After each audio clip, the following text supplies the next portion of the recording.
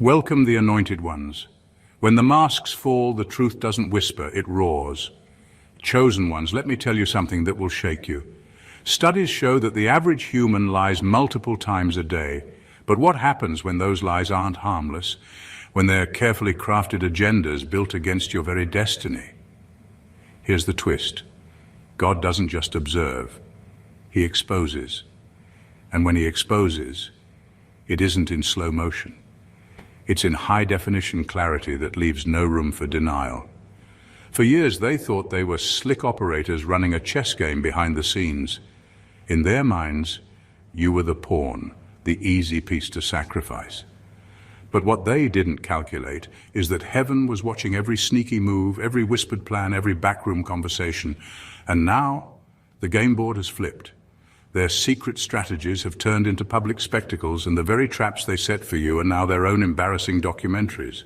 Think of it this way, it's like someone trying to keep a diary of all their mischief, only to find out that God went ahead and published it on the front page for the world to read. And let's be honest, some of them are probably wishing right now that the ground would open up and swallow them whole. This isn't just exposure, this is justice in real time, raw, unfiltered, undeniable. And you, the chosen one, are standing in the center of the revelation, not as the victim, but as the living evidence that no hidden agenda survives the light of God. Now buckle up, because what I'm about to break down will not just make you nod in agreement. It'll make you laugh at how pathetic their schemes really were, and marvel at how thoroughly God has served them their own medicine. Number 1, the invisible ledger appeared. The invisible ledger appeared is not a poetic line. It is the brutal accounting of every slight, every calculated smile, every favor traded for silence being listed in cold, undeniable detail. Small acts that once felt private, a deleted message, an offhanded comment meant to shift blame, a helpful referral that was really a setup, begin to show up as entries, timestamps, witnesses, patterns. Those entries don't need dramatics. They are ordinary things collected and aligned until a pattern becomes obvious. That ledger doesn't judge with melodrama, it only records, and records have a way of doing what secrets could not, turning reputation into paper, then into proof. When people scroll through the receipts, what looked like character becomes choreography, and the choreography reveals intent.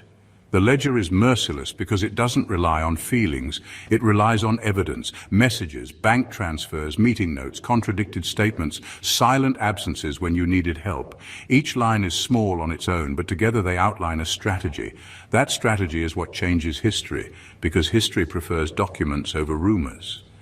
The moment those lines are arranged into a readable sequence, allies stop guessing and start choosing.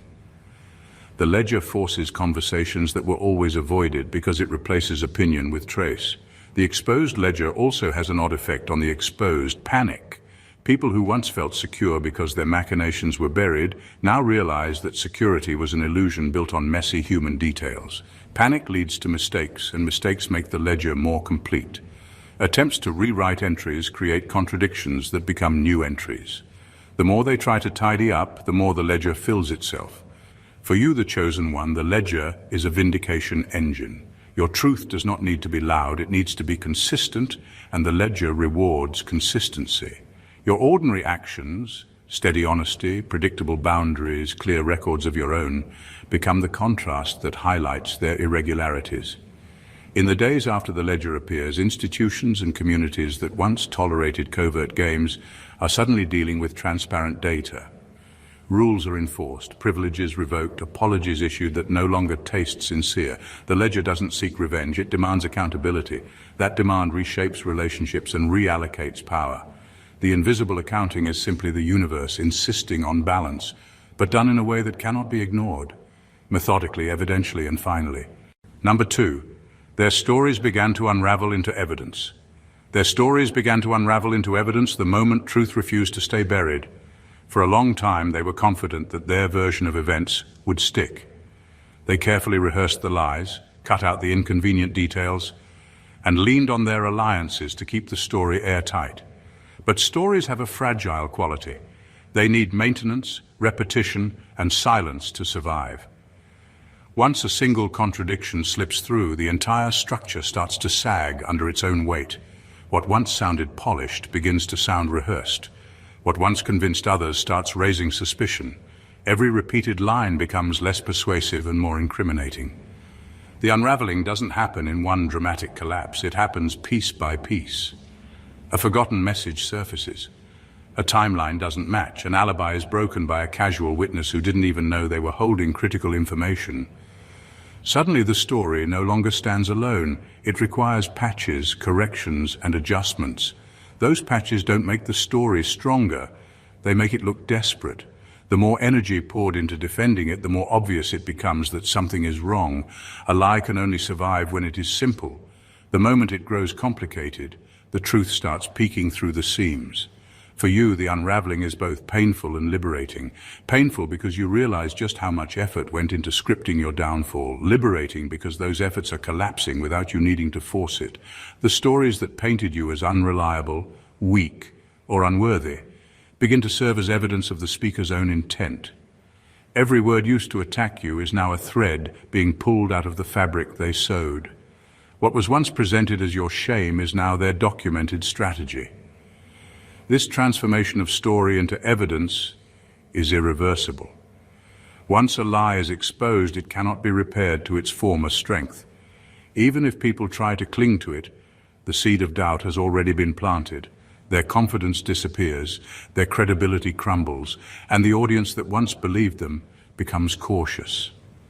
The unraveling is not just about proving you right. It is about proving them incapable of holding the weight of their own deceit. That shift leaves them naked before the very people they wanted to impress, and it elevates your truth without you having to twist a single fact. Number 3, your pain became the map to their pattern. Your pain stopped being a private thing and became the most precise map available for reading their behavior.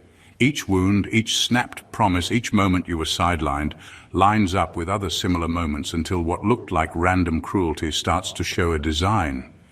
Those moments cluster: the timing of attacks, the preferred language used to gaslight, the people they call in as backup, the rituals of exclusion. When you lay these instances side by side, the pattern emerges. Not as theory, but as a repeatable playbook they run whenever they want control. That map changes the narrative completely. Your suffering is no longer the lonely evidence of bad luck or a personal failing. It becomes a form of intelligence. It points to who benefits from your silence, who profits when you're small, and who engineered the context where your voice would be drowned. The disgrace they wanted to pin on you turns into a traceable trail that investigators, friends, and the wider community can follow. That trail shows motive, not just outcome. It reveals the architecture behind the cruelty.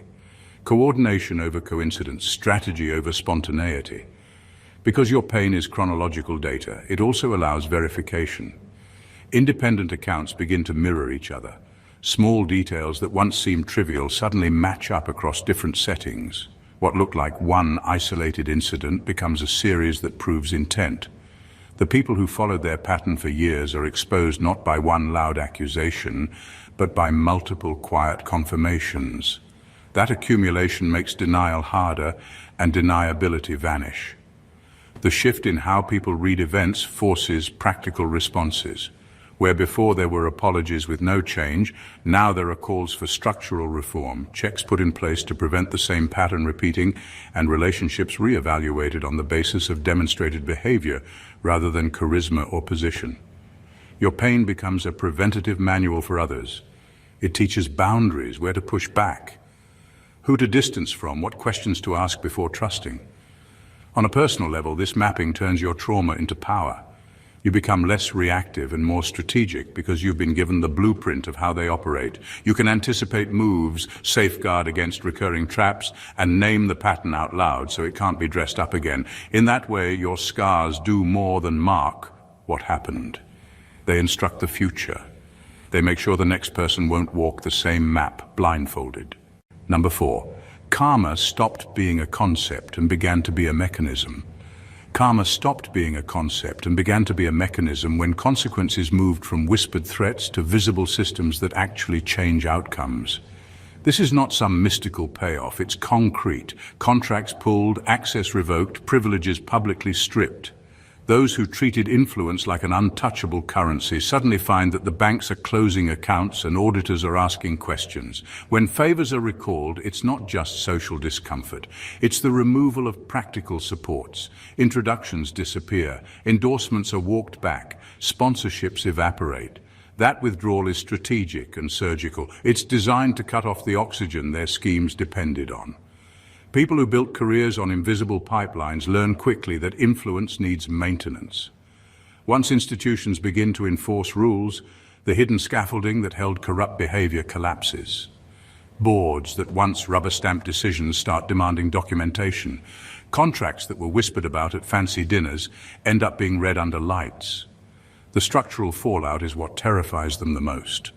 When a system responds, it does so in ways that are hard to personalize away. A rescinded contract isn't a rumor you can charm your way out of.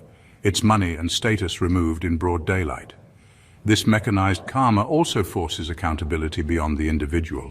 Organizations review who signed what, who benefited, and how oversight failed. That means risk assessments, policy changes, independent reviews, boring-sounding things that are fatal to secret deals. People who once navigated by favors and back channels now face standardized processes that don't care about charisma or charm. The rules favor transparency, and transparency is the opposite of what they relied on. The psychological effect is brutal and immediate. Those who profited from the old system feel exposed, not because they're morally guilty in some ethereal sense, but because the foundations of their power are literally being removed. Fear replaces arrogance, and fear makes people reckless. They make errors that feed the mechanism further. Meanwhile, communities and victims see practical results rather than symbolic gestures. Restitution negotiations, reinstated rights, and public disclosures that prevent repeat offenses. For you, this shift from poetic karma to functioning mechanism means justice becomes predictable and enforceable. It changes what people expect when wrongdoing is revealed. Instead of hoping for closure, you see procedures that deliver material correction. That certainty is dangerous to abusers because it strips away the cozy myth that power protects you indefinitely. The mechanism doesn't gloat, it executes. An execution, unlike rumor, shifts power, reallocates resources, and writes new rules for the future. Number 5. Witnesses shifted from fear to testimony. When witnesses move from fear to testimony, the whole hidden machine that protected abusers loses its fuel. People who once stayed quiet did it because silence felt safe, safer than rocking a boat that could sink their career, reputation, or relationships. But once the balance shifts and the risk of remaining silent outweighs the risk of speaking, those same mouths become a flood of confirmations. Testimony is not just words, it's a network effect. One person's truth loosens another's tongue, and what was once a handful of whispers becomes a chorus that authorities, communities, and the public can no longer ignore. The change is practical and immediate. When a former ally steps forward, they bring context, dates, names, behaviors, patterns. Those details make allegations verifiable instead of speculative. Investigators stop circling rumors and begin constructing timelines. Employers and institutions stop treating complaints as interpersonal problems and start treating them as systemic failures. The ripple from one brave voice often triggers formal inquiries, audits, and legal reviews that were previously considered impossible to open. Shifting from fear to testimony also exposes the social calculus that kept abuse hidden. People who defended the abuser because of loyalty, debt, or shared advantage suddenly face a moral and legal ledger. Silence now looks like complicity, and complicity carries consequences, formal sanctions, loss of credibility, and the social shame that follows being on the wrong side of history. That realization accelerates more testimony because nobody wants their name attached to cover-ups later. Another consequence is the erosion of plausible deniability. Abusers relied on ambiguity, conflicting accounts, private conversations, and he said, she said situations. Multiple testimonies collapse that ambiguity into a coherent narrative. Contradictions in the abuser's story become easier to spot, and half-truths no longer hold weight. The witnesses' combined accounts turn scattered incidents into a consistent pattern that institutions must address. For victims, witness testimony shifts the emotional landscape. Vindication arrives with practical benefits. Corroboration makes legal cases stronger, community support becomes tangible, and the pressure to prove every detail alone disappears. That support reduces isolation and prevents abusers from reasserting control through intimidation. Once witnesses start testifying, the support architecture that protected wrongdoing begins to fail fast. Relationships built on mutual protection crack, careers tied to silence unravel, and the social networks that sustained abuse dissipate. Testimony changes the system by replacing fear with records, isolation with solidarity, and secrecy with consequences. The moment witnesses choose truth over safety, the whole house of cards starts to fall. Number 6, their mirrors cracked first. They see themselves for the first time the way everyone else has been seeing them, and the sight breaks something. The polished reflections they used to project, confidence, control, competence, start to reveal cracks, hurried excuses, rounding of the truth, small betrayals that once looked like savvy moves. That first glimpse is destabilizing because their identity depended on the illusion of being untouchable. When the mirrors crack, it forces a rapid reassessment. Panic follows because they realize their brand wasn't built on substance but on concealment. Panic is dangerous in this context because it's noisy and obvious. Someone who once handled pressure with a smooth lie now stumbles, slurs, or doubles down with more lies. Those reactions are confessions by action. Trying to smooth over exposure with charm no longer works. Instead, the effort to control perception draws attention to the very inconsistencies they hoped would stay hidden. People watch for patterns, and panic creates patterns. Frantic calls, deleted messages, contradictory public statements that investigators and neighbors log like repeating beats on a metronome. Every hurried move becomes another fragment of proof. The psychological mechanics are simple. Their self-image depended on controlling narrative. Loss of control forces them into survival mode, and survival mode favors short-term fixes over long-term defense. That's why mistakes multiply. They cancel one commitment and forget to cancel another. They correct a lie publicly and then contradict it privately. They issue a half-hearted apology that contains a self-justification in the same breath. Those are not clever cover-ups. They are the involuntary tremors of someone who can no longer keep the act aligned. Another consequence is reputational feedback. When others see panic, trust evaporates quickly. Allies who once benefited from association start distancing themselves, not always out of virtue, but from self-preservation. The network that once absorbed small embarrassments now treats every slip as a liability. That withdrawal accelerates the collapse because isolation breeds poorer decisions and fewer people to advise soberly. Meanwhile, the exposed person misreads the moment as urgency rather than as consequence. Their haste to patch things becomes evidence of guilt.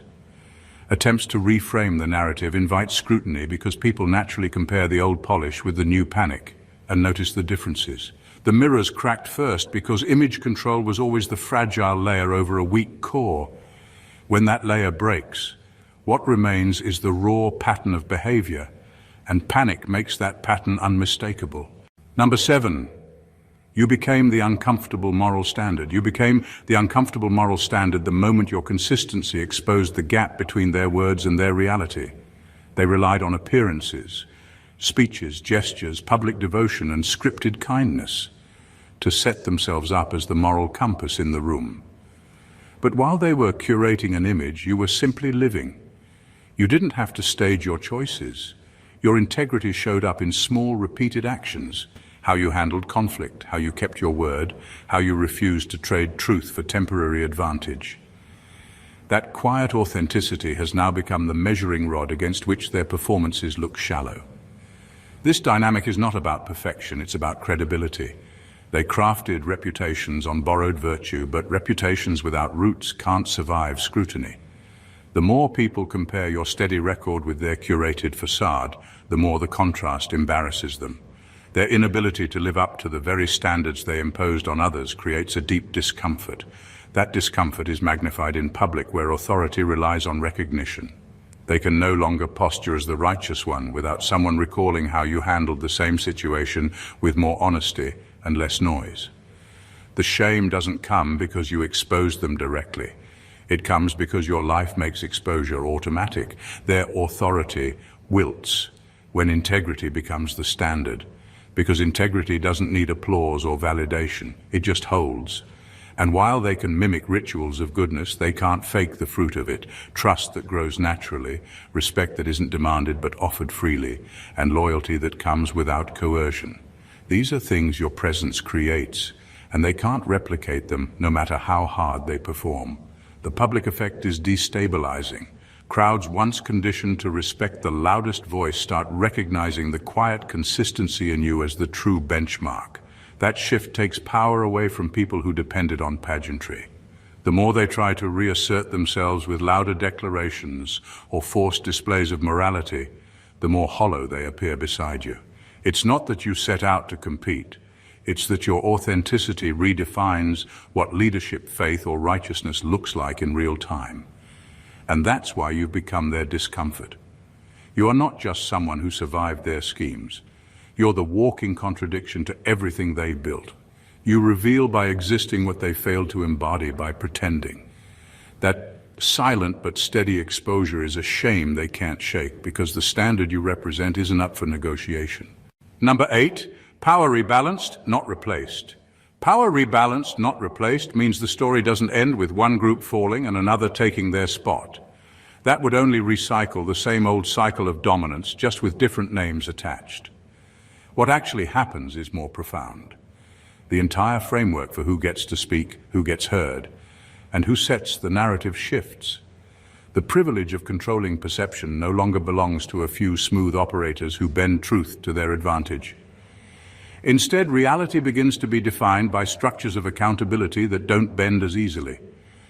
This reset is uncomfortable because it forces a new kind of literacy. Those who thrived in shadows now have to function under lights, and many of them simply can't.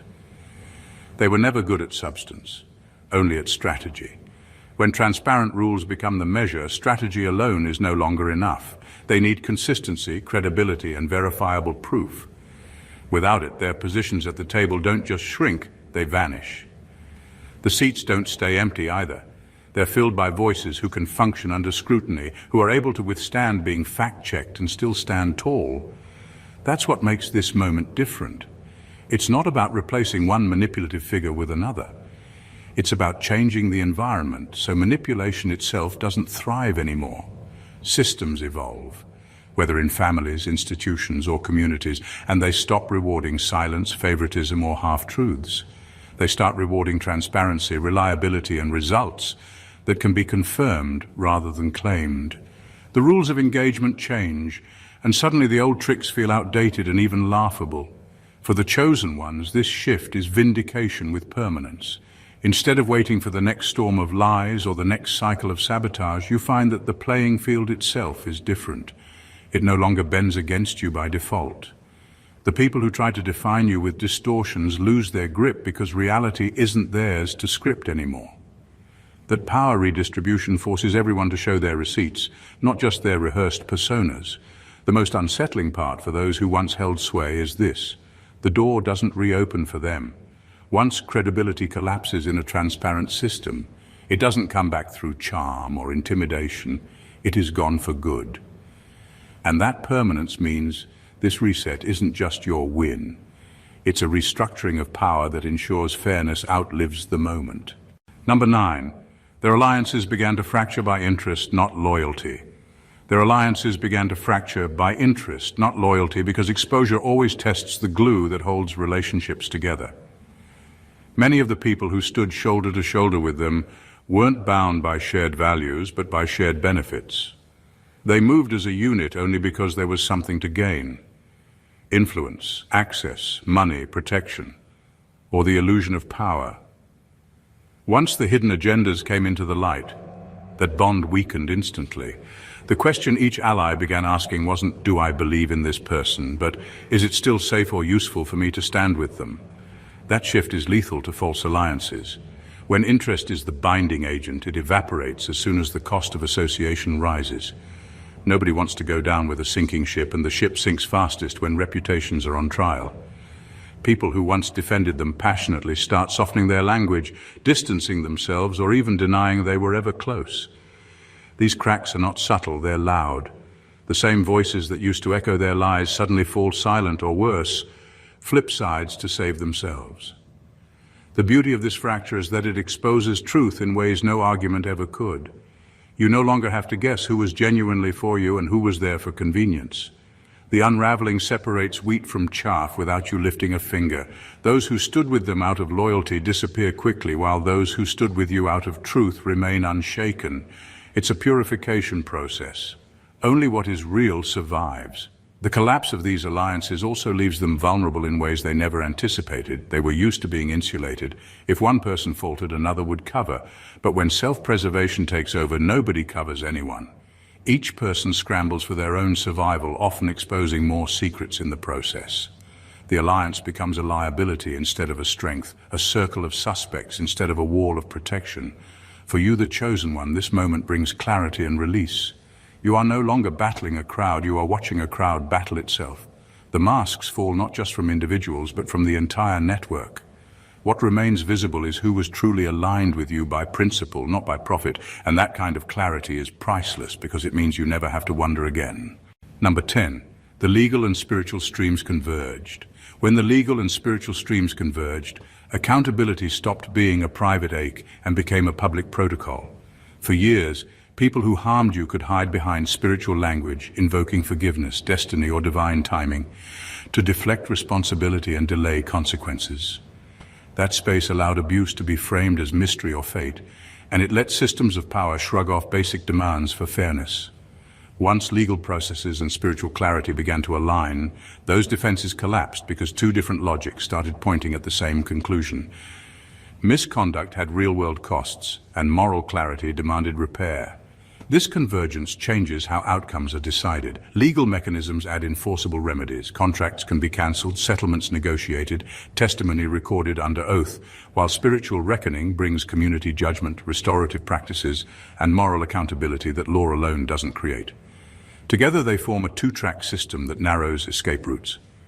Where the law can strip titles or rescind privileges, spiritual reckoning withdraws social license and trust. The combination is decisive because it hits both the wallet and the standing that sustained abuse. Practical consequences follow quickly. Institutions begin to treat complaints with seriousness because the reputational cost is no longer abstract. Faith communities and leaders start asking for transparency because their integrity is at stake. Boards open investigations, not only to satisfy legal duty but to preserve moral credibility. Religious language stops being a shield and becomes a standard to measure behavior by. That shift makes reconciliation meaningful rather than performative. Apologies must be matched by concrete restitution and changed practices, not just flowery statements. For victims, the convergence provides a rare kind of closure. Legal validation confirms facts in a formal way, while spiritual acknowledgement restores dignity in a moral and communal sense. Together they replace isolation with both procedural support and communal recognition. This dual validation changes recovery. It gives victims the tools to rebuild materially and the community framework to heal socially and spiritually. For abusers, the moment is irreversible. The safety nets that relied on ambiguity and deference no longer hold. Legal exposure tightens the noose, and spiritual condemnation cuts off the social oxygen that once allowed them to operate. The result is a finality that feels inevitable. Systems respond, communities reckon, and privileges are recalibrated. When these streams meet, the aftermath is not a temporary spectacle, but a restructuring. It rewrites who gets to speak for morality and who must answer to law. That alignment doesn't seek vengeance. It enforces responsibility in both written code and communal conscience. And that double pressure turns reckoning into real, lasting change. Number 11. Your reputation became a shield and a weapon. Your reputation stopped being just a story people told about you and turned into a functioning defense. Years of steady behavior, small honest choices, and consistent boundaries accumulated into a record that could be pointed to when others tried to rewrite history. Instead of being cornered into refuting every accusation one by one, you simply leaned on a visible trail of conduct that made wild claims look ridiculous. That clear testimony, emails kept, promises kept, meetings documented, calm responses under pressure, became armor you didn't have to put on in a moment of crisis. It was already built into how people remembered you. That armor works in two ways. First, it blocks attempts to wound your credibility because accusations collide with a pattern that doesn't match them. When lies meet decades of predictable behavior, the lies lose traction fast. People who raise false narratives find themselves explaining why their version conflicts with a consistent record that others can verify. Second, your reputation becomes a weapon in the hands of truth. It allows you to push back without yelling because evidence carries weight where outrage only creates noise. A steady history disarms smears and allows institutions to respond quickly and decisively. The shift also changes how people approach you. Those who once sought to exploit your vulnerability now have to calculate the cost of dealing with someone whose track record is public and respected. That doesn't stop everyone, but it makes motives visible.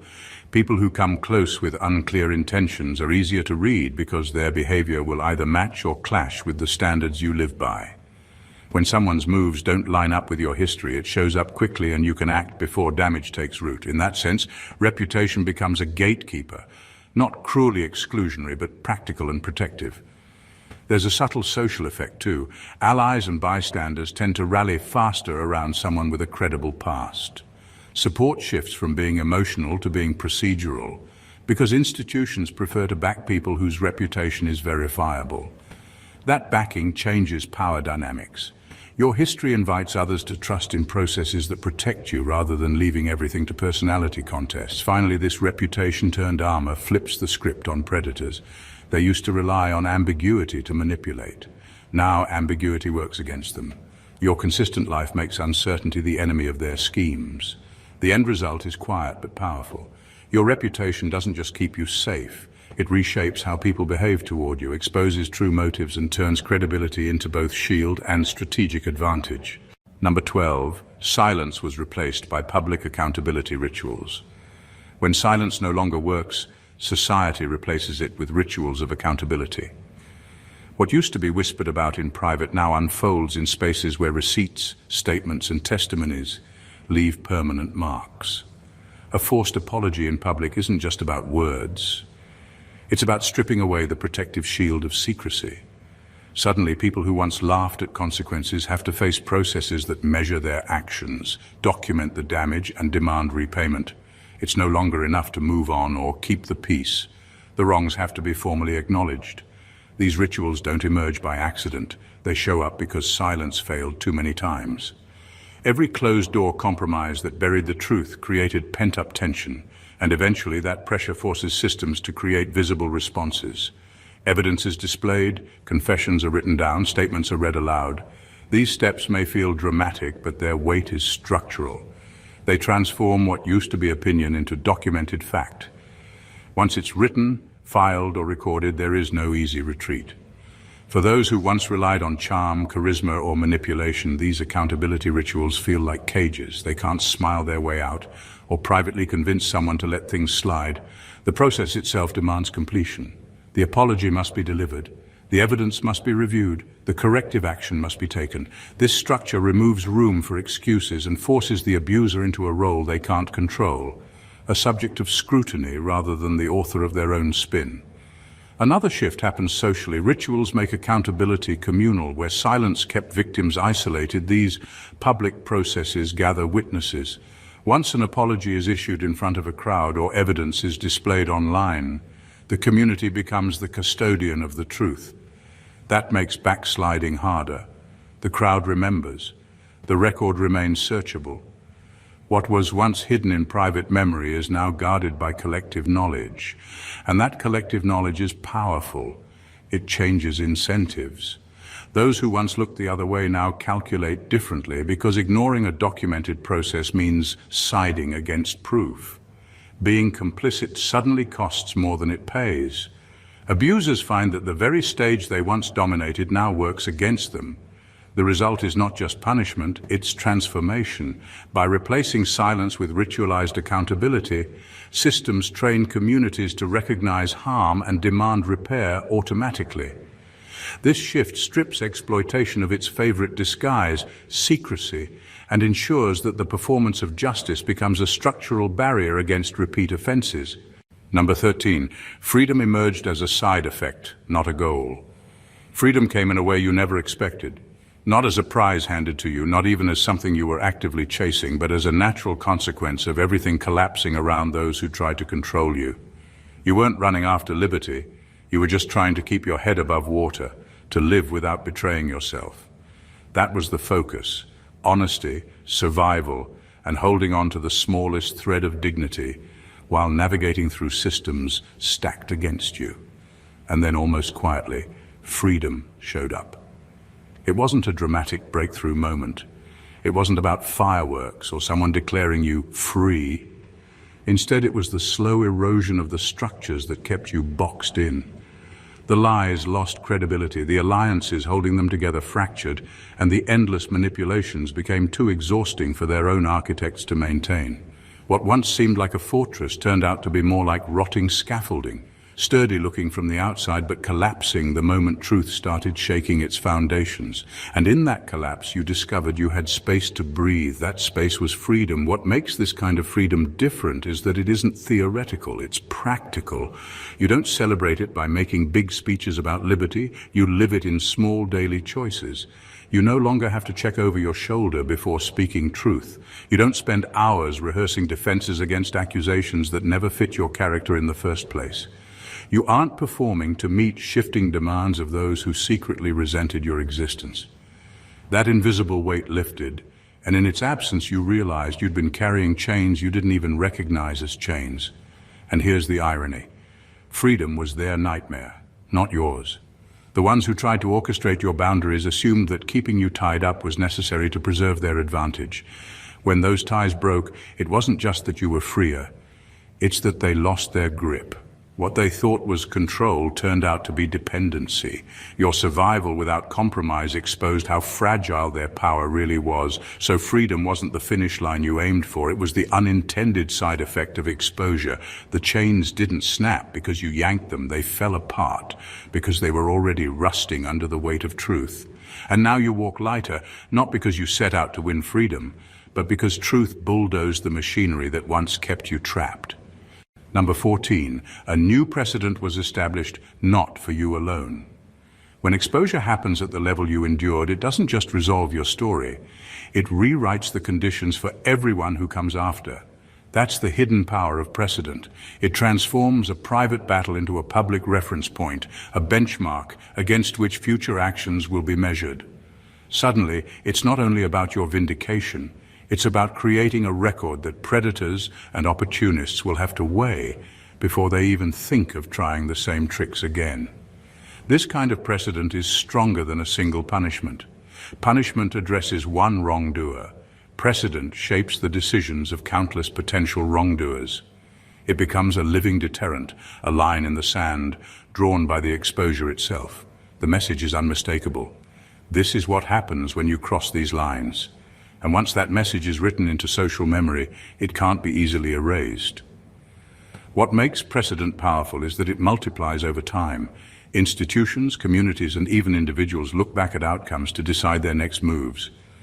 If your case showed that silence will collapse into testimony, that lies will unravel into evidence, and that manipulation will spiral into accountability, then the next person plotting will think twice. Not because they've suddenly developed morals, but because they can see the cost of getting caught has risen dramatically. Exposure is expensive and nobody wants to pay that bill. The irony is that the people who tried to destroy you accidentally became the warning label for everyone else. Their downfall is now a cautionary tale. Their names attached to the kind of consequences predators work hard to avoid. And though they might rage against that role, their legacy is sealed. They became the example. That's a kind of justice deeper than courtroom sentences. It's cultural justice, encoded into memory. For you, the precedent means you don't just walk away with your own freedom restored. You leave behind a safer terrain for others. Someone else will find their chains lighter because your battle redefined the boundaries. That ripple effect is bigger than any one victory.